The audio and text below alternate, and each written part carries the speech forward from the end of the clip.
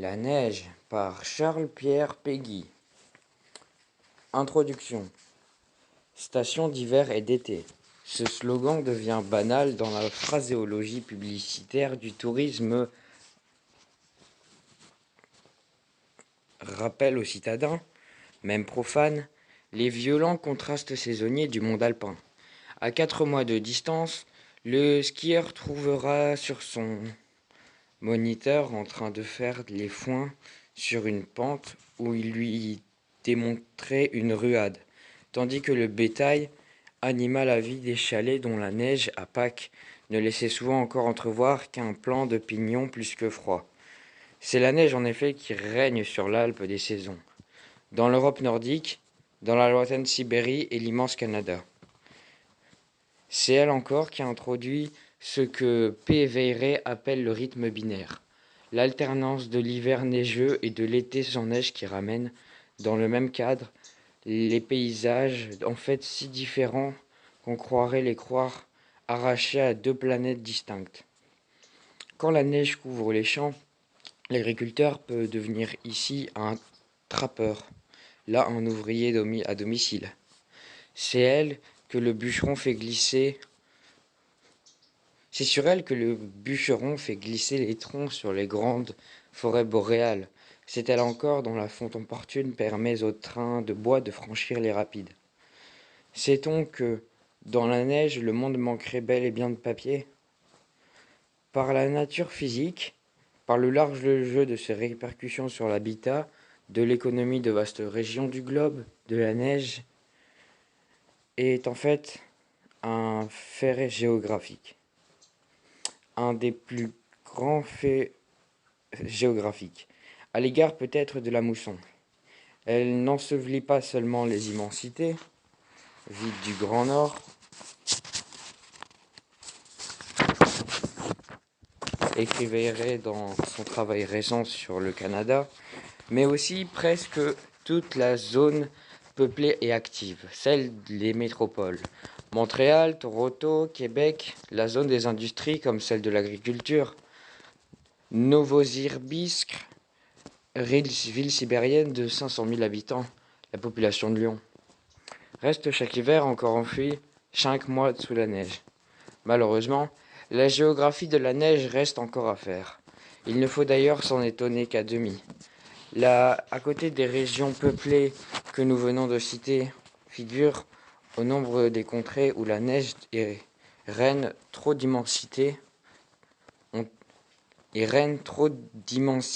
l'on ne peut envisager d'établir des postes d'observation permanents. L'observation quantitative du phénomène est plus délicate que celle de la pluie. Dans les conditions, la neige n'a fait encore ici l'objet que d'études très spéciales et d'ailleurs très poussées. Pour l'hydraulicien, elle constitue en altitude une réserve énergique qu'il s'agit d'évaluer. Pour l'ingénieur des ponts ou des voies ferrées, elle est l'adversaire sournois et brutal dont on redoute la colère. Et c'est la lutte savante contre l'avalanche. Le sportif attentif avant tout aux qualités plus ou moins glissantes de la neige, n'étant point le plus souvent ses observations au-delà des abords immédiats des stations. Il appartient aux géographes, pour les trop rares régions du moins où les observations sont suffisantes, d'apporter à l'étude de la neige l'esprit de large synthèse qui caractérise sa discipline. Chapitre 1er. La météorologie de la neige. Premier tiret. Les précipitations neigeuses. La neige constitue la forme principale des précipitations atmosphériques solides. Elle résulte d'une condensation lente et progressive de la vapeur d'eau contenue dans l'atmosphère à une température voisine de 0 degré Celsius. Parenthèse. Si la condensation est trop brutale, ou si elle se produit dans un milieu contenant des gouttelettes d'eau en surfusion, la précipitation effectue sous forme grêle.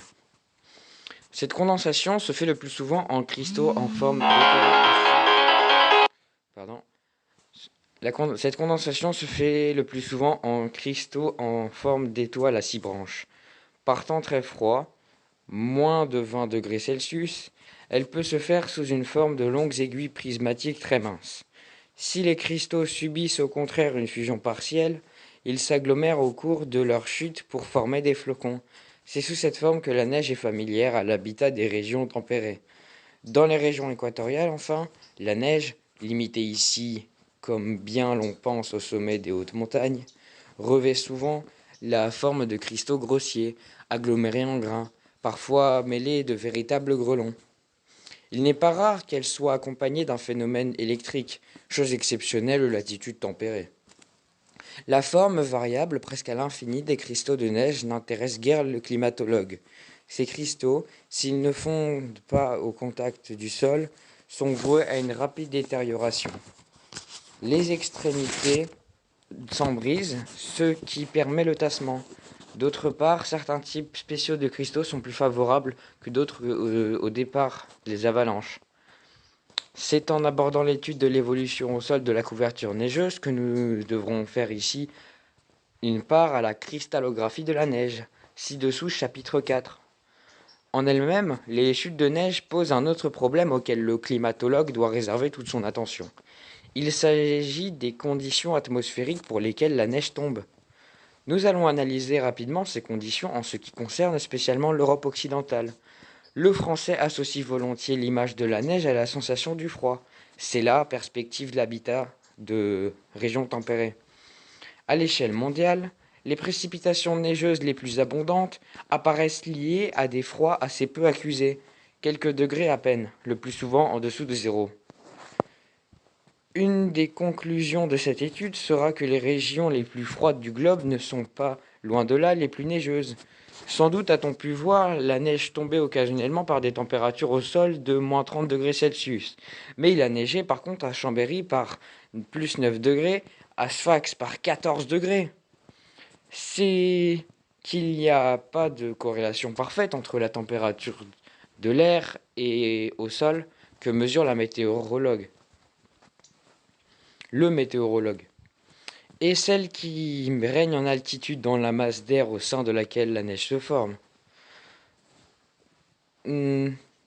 D'autre part, les précipitations neigeuses peuvent se produire dans nos régions par des types de temps assez variés. L'analyse de ces types de temps à neige n'a malheureusement pas fait en France l'objet de recherches bien approfondies. Nous devrons donc nous borner à quelques indications provisoires. On croit pouvoir distinguer trois types. A. Type A, les neiges de redoux. La plupart des précipitations sont liées dans nos régions à des dépressions atmosphériques et plus spécialement au front chaud de celles-ci. Elles sont liées le plus souvent à des vents sud-ouest accompagnés par ailleurs d'un relèvement de la température. Mais si les conditions d'ensemble impliquent à l'arrivée de la dépression une température initiale assez basse, les précipitations se font cependant sous forme de neige. Un excellent exemple que nous est fourni par le temps du 24 au 27 septembre 1906. Une dépression à la fois très creuse et presque stationnaire s'est établie dans le sud de la Norvège, entraînant des vents sur le secteur chaud de toute l'Europe, sauf la façade atlantique déjà atteinte par le flux polaire. Figure 1. Premier graphique. Nous observons une carte de l'Europe. Figure 1. Pression et vent du 24 au 27 décembre 1906. Neige de Redoux. Alors, on observe deux fronts. Avec la pression atmosphérique. Vers l'Espagne, c'est à 1015. Vers le bas de la France, c'est vers 1100. Vers le haut de la France, c'est vers 1005. Ensuite, vers les Pays-Bas, c'est 1000. Vers le Danemark, c'est 995. Et vers la Norvège, c'est 990. Et en fait, ça devient de plus en plus petit, plus on remonte la dépression. Le premier graphique. La température, qui était de moins 13 degrés à Besançon le 24 au matin, se révèle à moins 2 degrés 2 en 24 heures. La neige se met alors à tomber pour 3 jours. C'est une neige de redoux. Assez rare en pleine altitude, ce type de précipitation neigeuse liée à des fronts chauds devient un type normal en montagne dès que l'altitude permet à une part de plus en plus grande des précipitations de s'effectuer sous forme solide. À la suite d'une série de beaux jours, on voit souvent dans les Alpes le ciel se couvrir en quelques heures par un solide voile d'altostratus blafard, puis franchement sombre. La température soumise jusque-là à des oscillations diurnes régulières reste, à l'improviste, assez douce au beau soir, même après le coucher du soleil. Dans la nuit, la neige se met à tomber. Tel est le début classique du redout neigeux du décembre au 2 janvier. Le 4 janvier 1989, un vent de secteur chaud a mené ainsi au Villard de Lans, dans l'Isère, par 1000 mètres d'altitude, plus de 60 cm de neige dans la journée. À la Bérarde, 1700 mètres, sur une série de 324 chutes étudiées par Bénévent, 193, 60%, ont ainsi débuté par des vents de secteur chaud, et une seule chute en janvier 1914 a mené 75 cm de neige en un jour. Par vent du sud-ouest, l'auteur conclut en affirmant « Sur les Alpes, ce sont des fronts chauds qui apportent la plus grande part du total des neiges hivernales. Remarquons, entre autres faits, que l'hiver 1910-1911, malgré marqué à Paris par des inondations que l'on connaît, fut tiède et très neigeux. Les neiges anormalement abondantes apportées en altitude par des vents tièdes du sud-ouest coïncident souvent dans le bas pays, avec des précipitations liquides, tout aussi exceptionnelles. Hors des Alpes, ce sont encore des vents de secteur chaud qui apportent les plus grosses chutes en Scandinavie, au Ben Nevis, Écosse, voire au sommet du Snowdon, Pays de Galles. Et la neige que la mousson précipite chaque été sur l'Himalaya peut être grossièrement rapportée à ce type. Type B, les neiges d'invasion d'air polaire. Dans d'autres circonstances, le début d'une précipitation neigeuse se trouve accompagné d'un vent de secteur nord-nord-ouest, provoquant au contraire un abaissement notable de la température. Il s'agit soit du flux d'air polaire qui se produit normalement à l'arrière d'une dépression, soit de la véritable invasion d'air polaire qui survient après le passage d'une famille de dépressions. Nous prendrons comme exemple de ce type la période du 20 au 25 mars 1906. Contournant une aire anticyclonique établie sur l'Islande et l'Écosse, une zone dépressionnaire progresse dans le détroit du Gibraltar, le golfe de Gênes, la plaine du Pô, pour remonter en fin de compte vers la Baltique. Cette remontée en altitude de la dépression sur l'Europe centrale renforce les vents de secteur nord sur l'Europe occidentale. Le Mistral souffle avec violence, la température s'est refroidie de 3,5 degrés en 24 heures, le 22 au matin sur les côtes de la Manche où la neige tombe du cap Grineau à la pointe Saint-Mathieu. Elle gagne l'Aquitaine, puis les Alpes.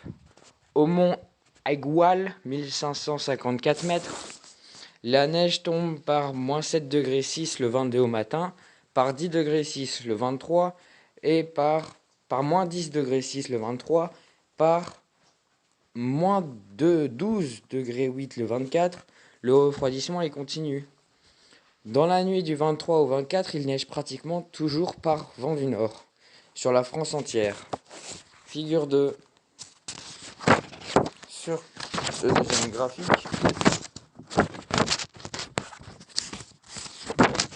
qu'on ne trouve pas. Ah si, il est devant moi. Quelle bêtise mène. Oh bah c'est le même que tout à l'heure. Ah non. Sur l'Italie, il y a une genre de cacahuète qui la traverse verticalement, horizontalement plutôt, et elle est à 1005 hectopascal, je crois. Ensuite, quand on remonte, il y a toute une ligne qui traverse l'Europe vers la France du centre et elle remonte au sud des Pays-Bas et puis elle continue jusqu'à la Finlande. Elle est à 1010. Ensuite, vers les îles britanniques et la Norvège, la Suède, 1015. et ensuite vers l'Irlande, ça est vers 1020. A l'inverse du type précédent, ces précipitations solides, liées à un refroidissement, ne deviennent dominantes dans nos régions qu'à basse altitude.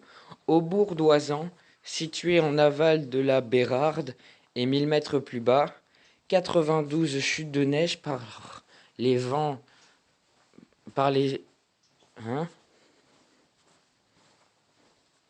92 chutes de neige sur les vents de 34 analysés, sur les 134 analysés par Bénévent, 66%, ont débuté ainsi par les vents du nord. C'est qu'à cette altitude, les précipitations de Redoux ne peuvent guère être que pluvieuses. Il en est d'eux, même quand c'est la latitude qui est responsable d'un enneigement mineur. Au fur et à mesure que l'on s'écarte des régions de forte chute, la neige n'apparaît plus guère que liée à des vents froids. À Nice, les grosses chutes de février 1909 à février 1924 ont coïncidé avec la montagnère, le vent placé qui souffle de la montagne. Et dans les préalpes du sud, jusqu'à Digne, c'est un vent de nord-ouest qui accompagne le plus gros des chutes de neige. En Bretagne, les rares neiges sont des neiges de Noroît, au Pays de Galles, sauf à l'extrême-orient, à l'extrême sommet du Snowdown.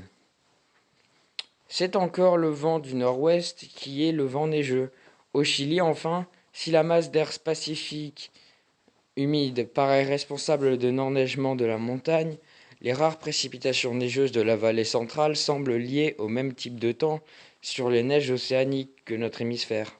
À Santiago, où il ne neige guère que 10 fois en 30 ans, c'est régulièrement par vent subpolaire au sud-sud-ouest et les neiges hors saison, telles que les neiges étudiées en France par Alix, au cours de l'été 1922, ne peuvent guère se comprendre, elles aussi, que sous l'effet d'un afflux d'air polaire.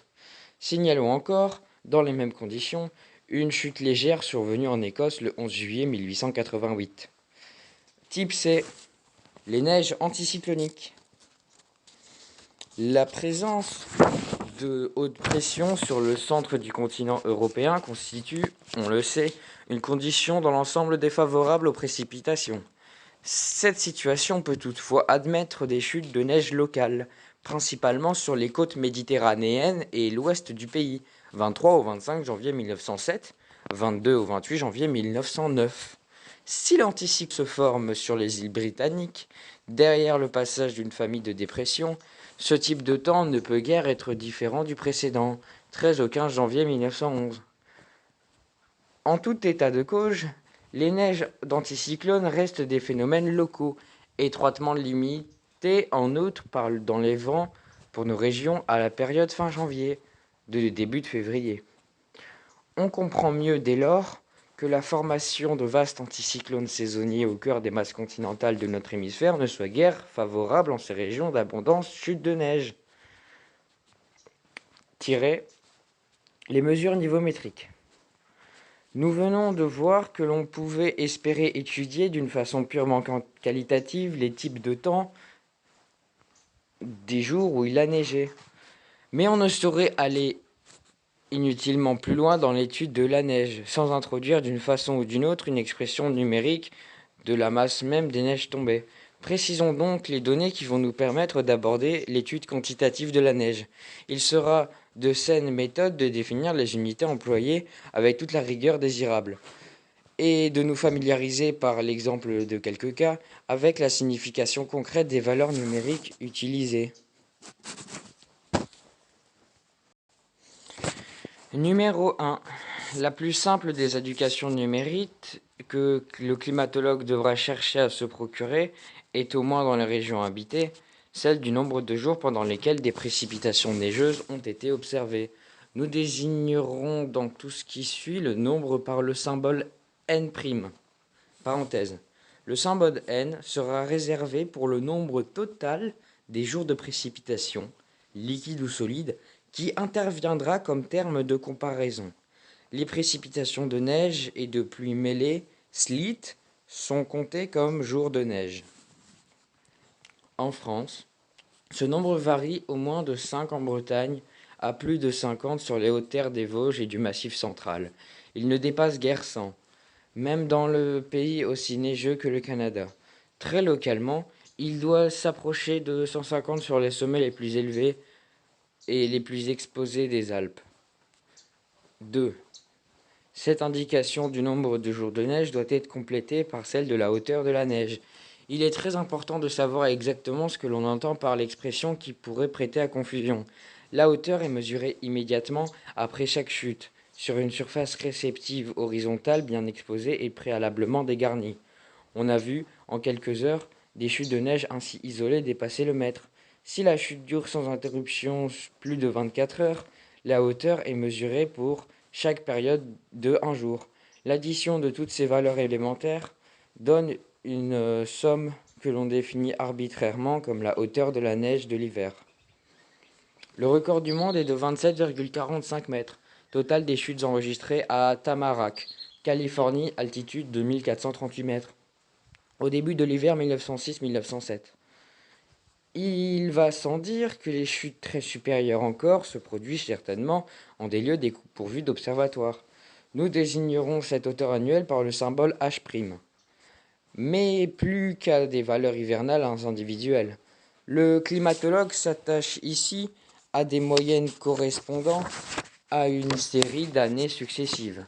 En France, cette hauteur de neige moyenne a pu s'élever, dans les limites de la zone habitable, à 9,61 mètres pour le hameau du Tour, situé à 1430 mètres d'altitude. Au fond de la vallée de Chamonix, moyenne qui, pour l'altitude, paraît constituer l'ordre de grandeur des maxima mondiaux. Mais au sommet même du Mont Blanc, où aucune observation directe n'est concevable, on a pu supputer avec une très grande vraisemblance que la hauteur de neige atteignait 5 fois cette valeur. Supputer, c'est calculer, mais en estimation. Les premières indications ne visent d'ailleurs à rien d'autre qu'à familiariser le lecteur avec les valeurs numériques employées tout en soulignant le caractère très conventionnel de celles-ci. On évitera surtout soigneusement de confondre le total des hauteurs de neige avec l'épaisseur susceptible d'être jamais atteinte. Au même point, par le manteau neigeux, l'accumulation de la neige au sol au cours d'une période de plusieurs jours implique toujours en effet, sans parler même de l'évaporation, un tassement considérable.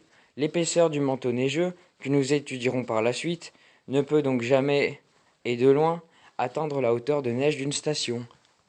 D'un autre côté, pour les chutes très importantes de l'ordre de plusieurs décimètres, le tassement s'effectue progressivement sans atteindre la fin de la chute, ou de la période de 24 heures. Une chute de neige de plus de 50 cm représente ainsi, en réalité, beaucoup plus que deux chutes de 25 cm. Notre hauteur de neige se présente donc comme l'une des données arbitraires nombreuses en climatologie qui ne correspondent avec exactitude à aucune grandeur physique, mais dont l'usage reste légitime pour comparer un même phénomène en des portes voisins, sous réserve que les conventions identiques aient présidé ici et là aux observations. Numéro 3. Le quotient H' divisé par N' de la hauteur totale de neige par le nombre de jours de neige exprime la quantité de neige qui tombe en moyenne chaque fois qu'il neige. Cette valeur constitue l'intensité de la neige, que nous désignerons par le symbole I. L'unité la plus commode est ici le millimètre, faible dans les pays où la neige reste rare. La valeur de cette intensité se stabilise dans les pays de plaine enneigée, aux environs de 40 à 50 mm. On a ainsi à Québec 3150 mm de neige en 78 jours. Intensité 3150 divisé par 78 est égal 40. Et à Albertville, 585 en 13 jours. Intensité 585 divisé par 13 est égal 45. De la Savoie au Canada, il y a ainsi accroissement sensible proportionnel du nombre de jours de neige et des hauteurs de neige elles-mêmes. On pourra donc ici et là parler de chutes faibles pour les hauteurs de neige inférieures à 30 mm et de chutes fortes pour les hauteurs supérieures à 60 ou 100 mm. Parenthèse. Cette considération fait ainsi mieux ressortir l'énormité des chutes exceptionnelles de plusieurs décimètres dont il a été question plus haut. Mais les choses changent en montagne. l'altitude ayant pour effet d'accroître la hauteur des neiges beaucoup plus vite que le nombre de jours de neige. Il en résulte que l'intensité s'accroît assez vite. Elle dépasse 80 mm pour les hautes stations alpestres. Besançon, la Bérarde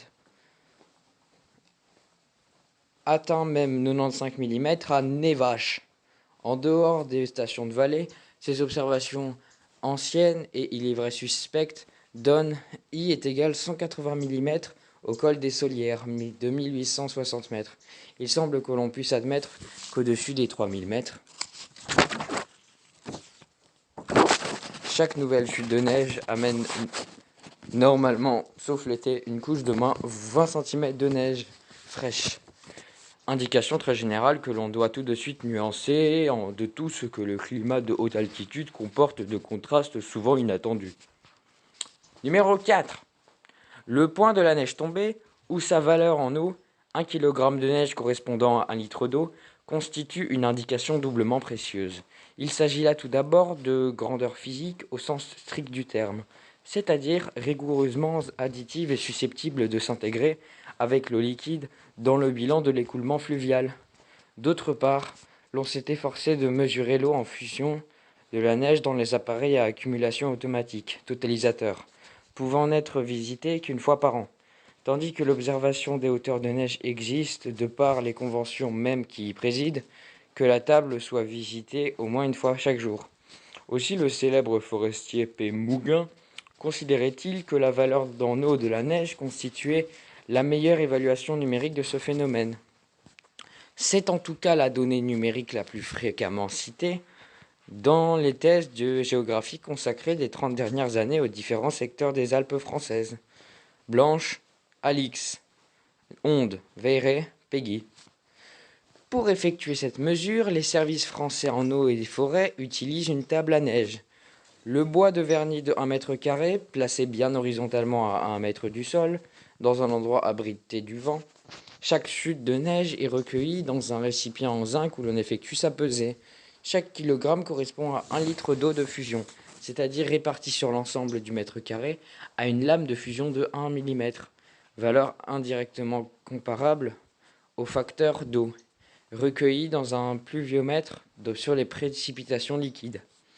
À défaut de peser, on peut évidemment mesurer le volume d'eau produite par la fusion, mais on doit veiller à ce que celle-ci ait bien lieu sans évaporation notable. La technique la moins mauvaise consiste à verser sur la neige une quantité d'eau chaude connue V. Si le volume en fin d'opération est V', la différence V' moins V chiffre l'apport en eau de la neige fondue. Nous désignerons cette lame de fusion, exprimée toujours en millimètres, par le symbole P'. Parenthèse. Le symbole P sera réservé à la hauteur totale des précipitations, pluie plus neige, exprimée en millimètres. Dans les lieux inhabités, il ne saurait être question de mesurer distinctement l'eau provenant des précipitations liquides et solides. On se borne à évaluer les précipitations globales grâce à des totalisateurs, imaginés en 1906 par Mouguin. Établis à très haute altitude, jusqu'à 4300 mètres au Mont Rose, dans un domaine où toutes les précipitations tombent sous forme solide, le totalisateur mérite alors le nom qu'on lui donne quelquefois de nivomètre. L'instrument, sur la figure 3,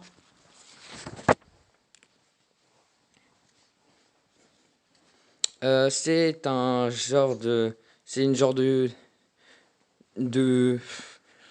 bouteille à l'envers, avec un petit robinet à la sortie, et ensuite une ouverture de 1,30 m au-dessus. Et en fait, du coup, la neige, elle tombe dedans et elle fond. Voilà. En général, du coup, tu peux savoir il y a combien de kilos en telle surface. Figure 3, totalisateur Mouguin.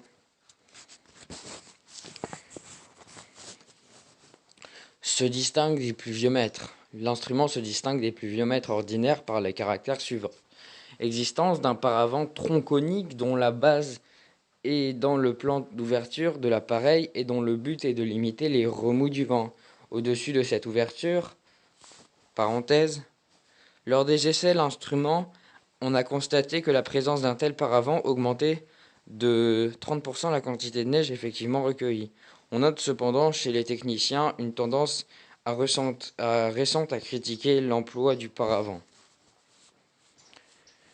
Ouverture de faible diamètre, 16 cm, très inférieure à la section du cylindre récepteur. La valeur en eau des précipitations annuelles pouvant dépasser 3 mètres, on a recours à ce dispositif réducteur pour ne pas construire des appareils de hauteur exagérée.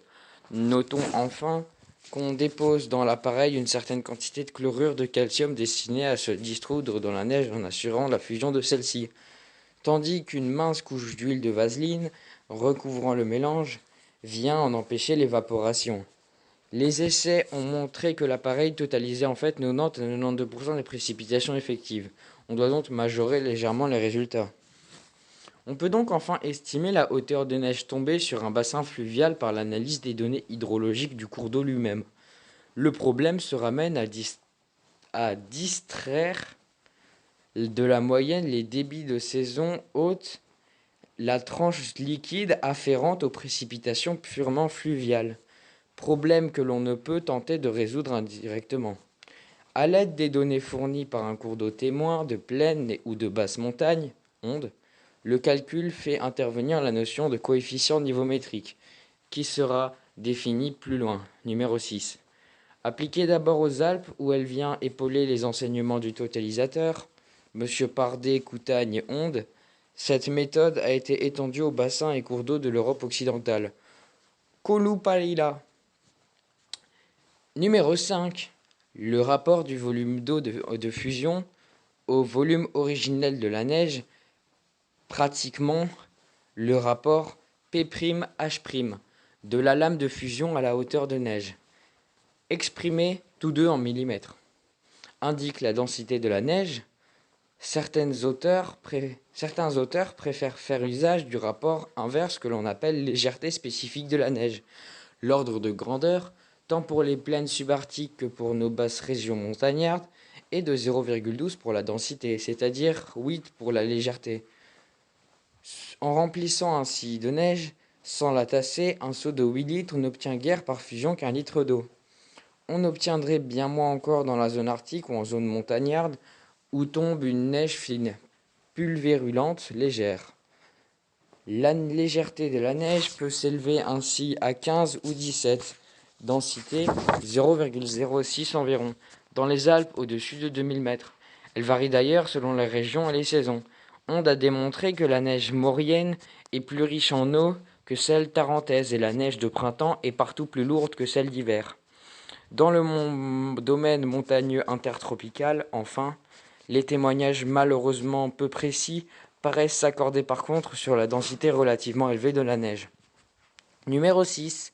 Nous n'avons plus dès lors qu'une dernière notion à introduire, celle du coefficient niveaumétrique, rapport en un point des précipitations solides aux précipitations totales exprimées toutes deux de façon comparable. On prend pratiquement K est égal P' sur P, parenthèse, on peut aussi calculer le rapport Q est égal N' sur N, rapport du nombre de jours de neige au nombre total de jours de précipitation. D'après Veilleret, ce rapport serait le plus souvent supérieur au coefficient niveaumétrique Q plus grand que K, ce qui impliquerait que la neige tomberait peu fréquemment que la pluie par petite quantité. Ce coefficient s'égale à l'unité dans le cas de précipitations tombant en totalité sous forme neigeuse. Il peut être calculé soit pour un mois déterminé, soit pour l'ensemble de l'année. Dans les Alpes, les précipitations tombent ainsi presque entièrement sous forme de neige en janvier vers 1000 mètres.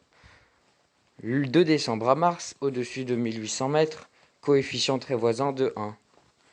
Le coefficient annuel n'est encore que de 0,25 vers 1000 mètres et la pluie reste possible l'été jusqu'aux approches de 3500 mètres, ce qui reporte de très haut sommet un coefficient niveaumétrique annuel voisin de l'unité.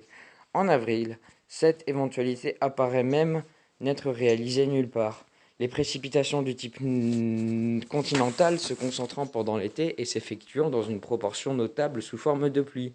À Arctic Bay, au Canada, par 73 degrés latitude nord, ni 7 mois, 6-7 mois, d'avril à octobre, ne connaissent pas autre chose que de la neige. Les pluies de juin et juillet suffisent par contre à abaisser le coefficient niveaumétrique annuel à 0,65. Parenthèse. On supprime souvent la virgule, ce qui revient à exprimer le coefficient en pourcentage. Cette considération nous amène à formuler la double remarque. L'une est que si la neige constitue un fait géographique de large extension, elle ne paraît constituer par contre la forme exclusive des précipitations, au moins dans tout notre hémisphère, que dans un domaine très restreint, voire négligeable. C'est essentiellement un phénomène saisonnier.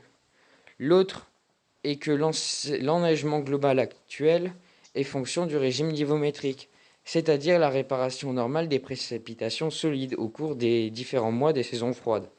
C'est par l'analyse des régions niveaumétriques que l'on doit aborder la climatologie de la neige. Fin du chapitre 1. Donc ça explique toutes les unités. H, H', P, P', N, N'. On va essayer de résumer peut-être. On prend pratiquement K est égal P sur P' est égal le coefficient...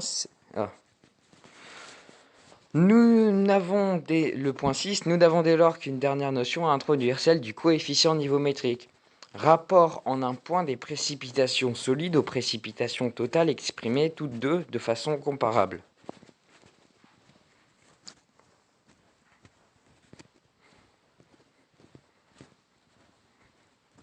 Ok, ça compare à quel point c'est le rapport, c'est le ratio entre la neige et la pluie. C'est le ratio entre la neige et tout. Le rapport entre la neige et la pluie. Ensuite, le point 5. Le rapport de volume d'eau de fusion au volume originel de la neige. P' sur H'. En gros, c'est la densité de la neige. Comme tout à l'heure, le seau de 8 litres de neige que tu remplis, tu n'auras qu'un litre. Des fois, tu as de la neige, elle se tasse bien. Tu as de la neige, elle se tasse très peu. Voilà.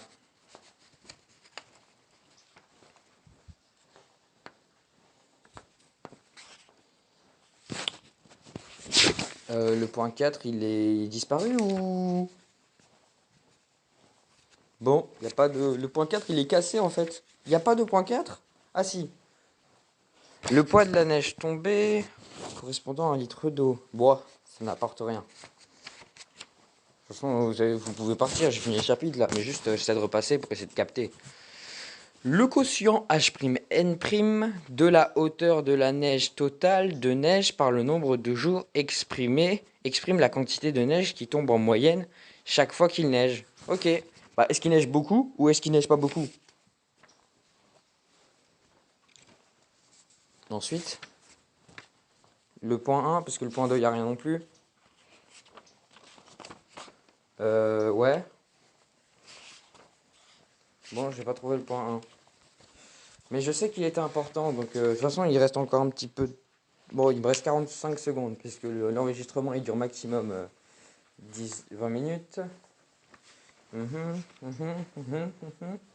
Non, là, je suis déjà au point 3. Il est où le point 1 ? Il est où ? Les neiges de Redoux, ok. Les mesures niveaumétriques. Le point 3. Le point 2, il est là. Le point 1. La plus simple des indications numériques que le climatologue devra chercher à se procurer est au nombre de régions dans les régions habitées, celle du nombre de jours pendant lesquels les précipitations neigeuses ont été observées. Et nous désignerons tout ce qui se suit dans le symbole N'.